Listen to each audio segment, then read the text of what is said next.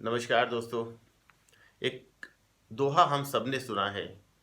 काल करे सो आज कर, आज करे सो अब, पल में पड़ ले होत है, फिर करोगो कब। बहुत गई, अब थोड़ी बची, थोड़ी की भी थोड़ी बची। जी हाँ दोस्तों, वास्तविकता है ये।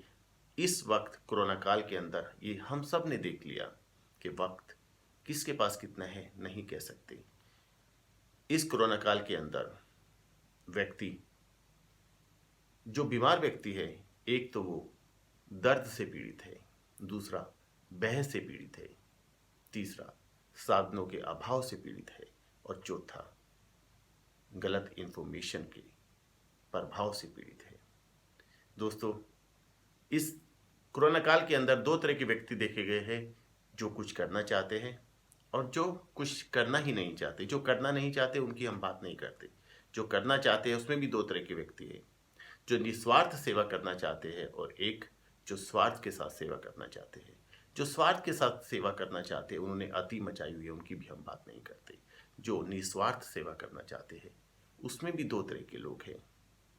एक जो पूरी तरीके के साथ, सलीके के साथ वक्त को, बातों को समझते हुए सेवा कर रहे हैं, और एक जो सेवा तो कर रहे हैं लेकिन जाने अनजाने में पीड़ित व्यक्ति का दर्द बढ़ा देते हैं। जो बहुत परफेक्टली सेवा कर रहे हैं उनकी भी हम बात नहीं करते।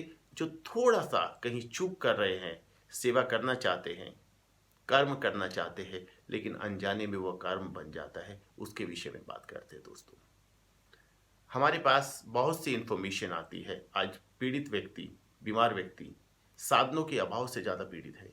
बहस से तो पीड़ित है ही, कष्ट से तो पीड़ित है ही, लेकिन साधनों के अभाव से बहुत ज़्यादा पीड़ित है। मसलन हॉस्पिटल में बेड नहीं मिल रही, ऑक्सीजन नहीं मिल रही, घर में सभी बीमार हैं, भोजन नहीं मिल रहा, कहीं दवाइयाँ नहीं मिल रही। अनेकों ऐसे साधन हैं जिससे वो बहुत ज़्यादा पीड़ित है। हम लोगों को घर बैठे बहुत सी इंफॉर्मेशन सोशल मीडिया के थ्रू प्राप्त हो रही है, जिससे हम उन लोगों का कष्ट दूर करना चाहते हैं, निस्वार्थ सेवा करना चाहते हैं। जब जैसे ही पता लगता है किसी व्यक्ति को बेड चाहिए तो हम उसको बेड के लिए इंफॉर्मेशन फॉरवर्ड करते हैं कि फलाना फलाना जगह ये बेड है। खाना चाहिए तो भोजन के लिए इंफॉर्मेशन फॉरवर्ड करते हैं, ऑक्सीजन चाहिए तो सिलेंडर के लिए इंफॉर्मेशन फॉरवर्ड करते हैं। लेकिन कहीं ना कहीं अनजाने में हम उस व्यक्ति का दर्द बढ़ा देते हैं, कष्ट बढ़ा देते हैं, क्योंकि हम उसे जो नंबर फॉरवर्ड करते हैं, जब वो नंबर नहीं लगता तो वो हताहत हो जाता है, कहीं ना कहीं और टूटने लगता है, कहीं ना कहीं उसका दर्द बढ़ने लगता है, भय बढ़ने लगता है।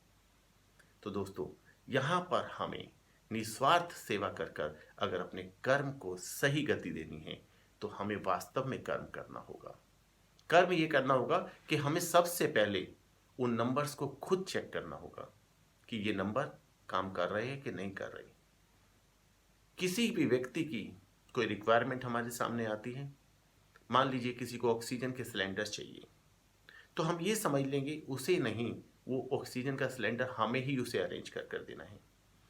हमारे पास मौजूद नंबर को हम डायल करेंगे, देखेंगे किस जगह ये अवेलेबिलिटी मिल रही है, जहाँ है तुरंत उस प्रॉपर उस नंबर को उस व्यक्ति को फॉरवर्ड करेंगे ताकि उस व्यक्ति को वो सेवा तुरंत मिल सके।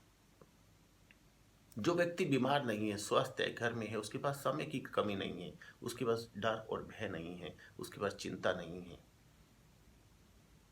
वो जितना चाहे साधनों का प्रयोग कर सकता है, जितने चाहे नंबर डायल कर सकता है। लेकिन जो बीमार व्यक्ति है वो अगर 4-6 नंबर मिलाने के बाद उसको सेवा उपलब्ध नहीं होती तो कहीं ना कहीं टूटने लगता है, डर से भयभीत होकर और ज़्यादा बीमारी को बड़ा करने लगता है। तो दोस्तों, यहाँ हम उस व्यक्ति की बात कर रहे हैं जो वास्तव में कुछ करना चाहता है, जो वास्तव में समाज को कुछ देना चाहता है। तो वो आप भी हो सकते हैं, मैं भी हो सकता हूँ, कोई भी हो सकता है। उन व्यक्ति को तो भूल जाइए जो अति पार कर रहे हैं। हम अननेसेसरी की उन व्यक्तियों की चर्चा कर कर आज के वक्त अपना और समाज का समय बर्बाद कर रहे हैं। इस वक्त समय है, ज़रूरत है उन बीमार व्यक्तियों का सहारा बनने की। बहुत से व्यक्ति ऐसे जिनके पास घर में एक नहीं, 3-3, 4-4 व्यक्ति बीमार है, और आज सबसे बड़ी समस्या उनके साथ बन चुकी है भोजन की, कि उनके पास कोई भोजन देने वाला उन लोगों को नहीं है।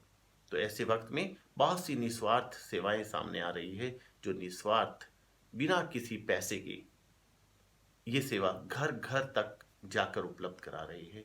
तो मुझे ये सेवा बहुत ही अच्छी लगी।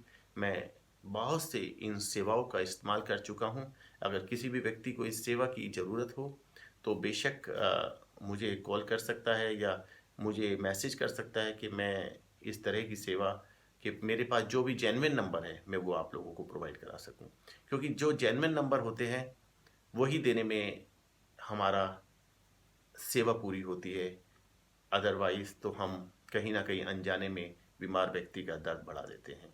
तो मेरा मानना ये है कि दोस्तों, आप और हम सभी सेवा भाव के साथ जुड़े हैं और कहीं ना कहीं ऐसे दर्द भरे माहौल में हम पीड़ित व्यक्ति का या उस परिवार का दर्द कम करने में अगर हम सहयोग कर सके तो बहुत बड़ा ये पुण्य का काम होगा। क्योंकि ये परिवार कहीं हमारा भी हो सकता है, कहीं हमारे मित्र का, हमारे रिश्तेदार का, हमारे दोस्त का, पड़ोसी का, किसी का भी हो सकता है।